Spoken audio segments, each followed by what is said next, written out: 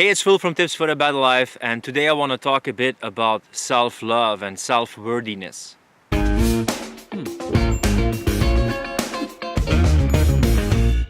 Christopher asked me, how can somebody find self-love, and why do we feel we're not worthy enough sometimes? And oftentimes the origin of those feelings lies in our childhood.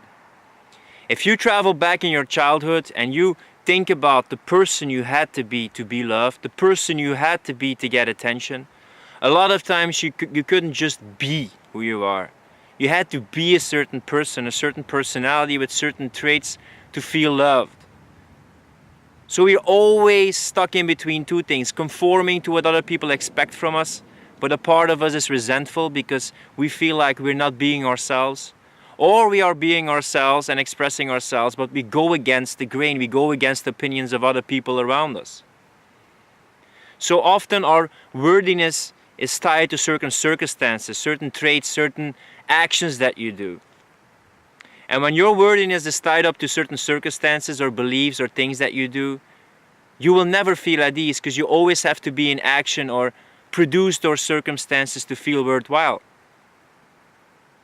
That's why self-love is something nobody can teach you. It's only something you have to allow to give yourself.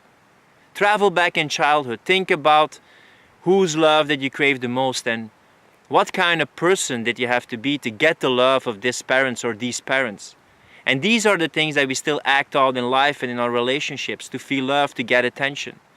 But at a certain point you have to parent that inner child and say, I'm mature now, I'm responsible now.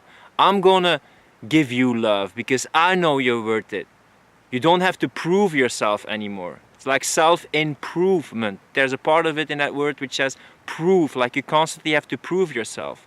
It's good to go for what you want, but at a certain point you should also realize that you gained a lot of things in this journey and you became a very interesting person, and no matter what you do, if you have the right principles and the right virtue, you are enough.